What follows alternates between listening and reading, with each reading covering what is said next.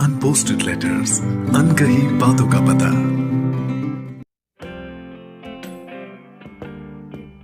दोस्तों, मैं हूँ रश्मि नाम्बियार और अनपोस्टेड लेटर्स पे आप सुनने जा रहे हैं चिट्ठी डियर मीरा, जिसे लिखा है सौरभ सिंगल ने और आवाज दी है अमन गुप्ता ने।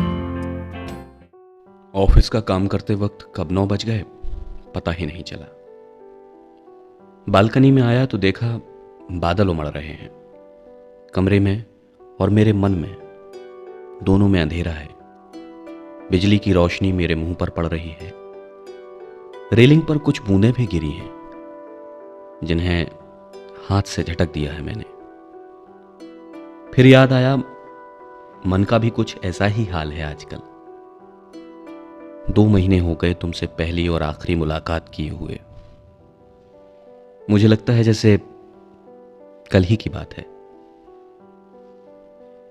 कभी कहकर बता पाऊं या नहीं, लेकिन चिट्ठी तो लिख ही सकता हूं। जानता हूं कि यह भी मेरी किसी दराज की शोभा बढ़ाएगी तुम्हारे लिए लिखे गए अनगिनत शब्दों की तरह। डियर मीरा, अरे जानता हूं यह तुम्हारा नाम नहीं है। मैंने ही तो दिया था तुमसे मिलने के बाद। तुम्हें देख के पहली बार बस मन में यही नाम आया। बस फर्क इतना था कि उस युग में मीरा दीवानी थी और इस युग में ये कृष्ण दीवाना है। मैट्रिमोनियल साइट से शुरू हुआ किस्सा ईमेल के जरिए फिर फेसबुक तक जा पहुंचा। बस कुछ नहीं बदला था तो वो तुम्हारी ना थी। हालांकि फरवरी के वो प्यार के दिन जा चुके थे और तुम्हारे जन्मदिन पर जो विश भेजा था तो तुम्हारे उत्तर ने मेरे मन में एक उम्मीद सी जगा दी थी। लगा था कि जरूर कुछ अच्छा होगा। न जाने कितनी ही बड़ी धड़कनों के साथ भेजा हुआ वो 4 शब्द कि एक बार मिल लो, और तुम मान गई पूरे 2 साल 4 महीने बाद। तुम्हें पता है, अगर मेरे बस में होता तो मैं अगले दिन ही आ जाता। आखिर इतना इंतजार किया था इस दिन का।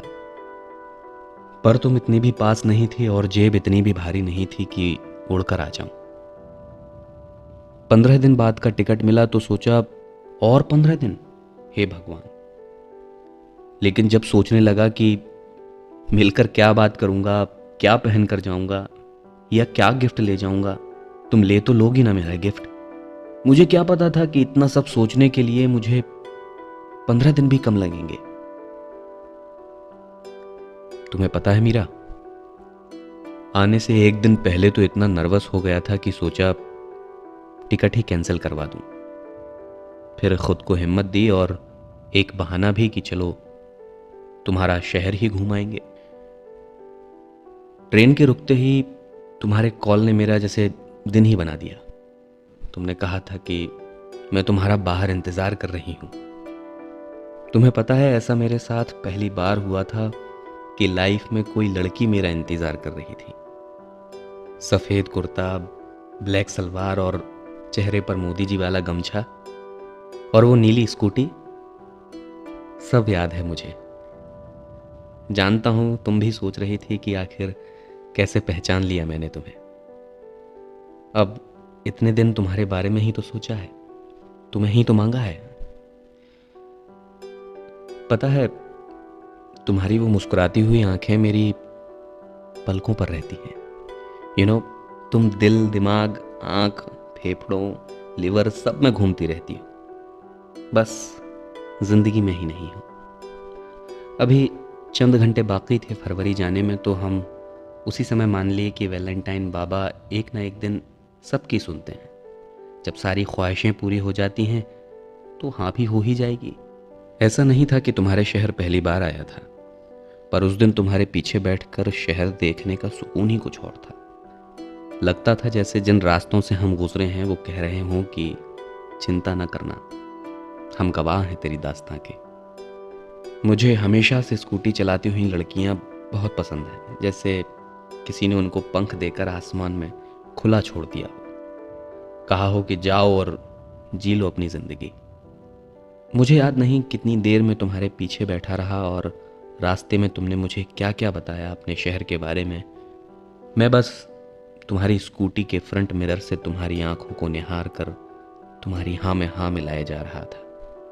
तभी अचानक से ब्रेक लगा और मुझे होश आया। सामने चाय की दुकान थी। दूसरा सरप्राइज था हमारे लिए। अच्छा, तो मैडम जी रिसर्च करके आई हैं फेसबुक से कि हम चाय के कीड़े हैं।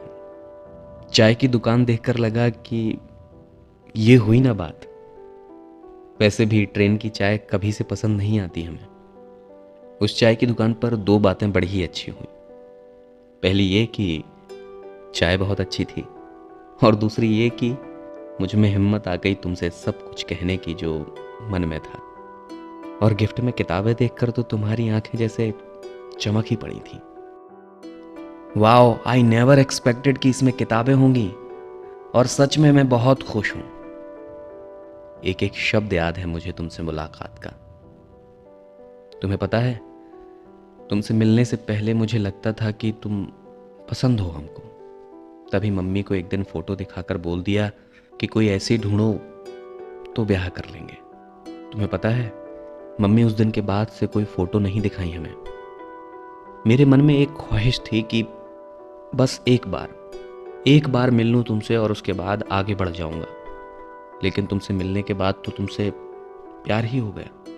पता नहीं किस चीज़ से हुआ, तुम्हारी बातों से हुआ, तुम्हारी खूबसूरत मुस्कुराहट से हुआ, गाल के उस पिंपल से हुआ, आदतों से हुआ या तुम्हारे सपनों से।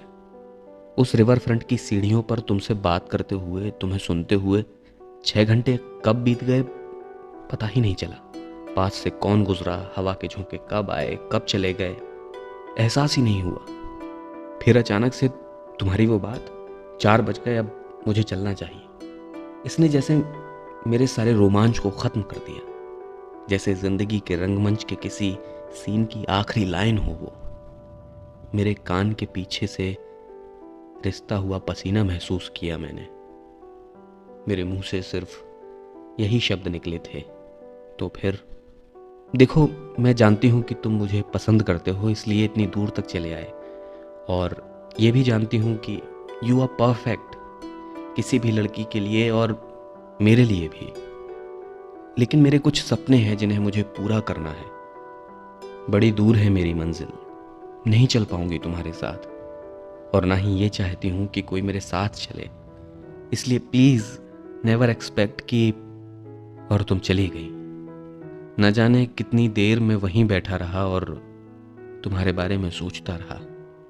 तुम्हें पता है मीरा, मैं रोया क्यों नहीं? क्योंकि मैं तुम्हारा जवाब पहले से जानता था। लेकिन क्या करूं, इंसान हूं ना, उम्मीद की लौ जलाए रखता हूं। तुम्हारे शहर जाने से पहले मेरी एक दोस्त ने मुझसे कहा था कि जा तो रहे हो मिलने, पर खुद को वहां छोड़कर मत आ जाना। जैसे हो वैसे ही लौट कर आना। लेकिन नहीं, मैं नहीं लेकर आ पाया खुद को। मैं छोड़ आया खुद को उन रास्तों पर जिनसे हम गुजरे। चाय की उस दुकान पर, किसी रेड लाइट पर, रिवर फ्रंट की सीढ़ियों पर और शायद तुम्हारी स्कूटी की उस बैक सीट पर। लौटते हुए जब ट्रेन में बैठा था तो मसान मूवी की सिर्फ एक ही लाइन याद आई, ये दुख काहे खत्म नहीं होता बे। उस लाइन को फेसबुक पर पोस्ट किया, तुम्हें हाइड कर दिया और चद्दर तान कर सो गए। बस यही कहना था तुमसे। अरे, एक महत्वपूर्ण बात तो बताना भूल ही गए। जो तुम्हारे नेवर एक्सपेक्ट के जवाब में आई विल वेट कहा था, हम अभी भी उस पर कायम हैं। तुम्हारा जो अभी नहीं है।